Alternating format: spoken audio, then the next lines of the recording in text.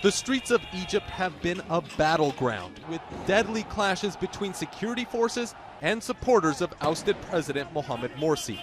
The military, too, has its supporters, even if they aren't in the streets. Some are choosing to fight on a different front. We asked for the army to intervene at some point. We asked for this. The Egyptian people asked for the army to intervene.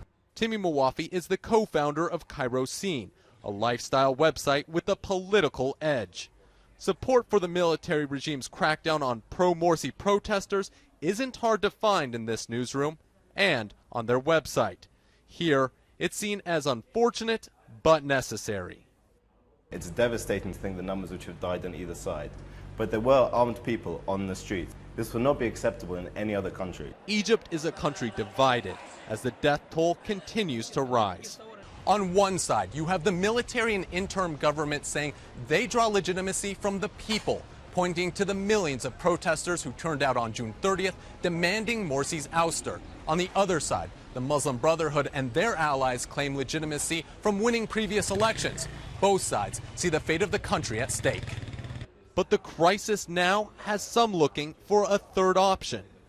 Well, personally, I am not with the military, but I am also definitely against the Brotherhood.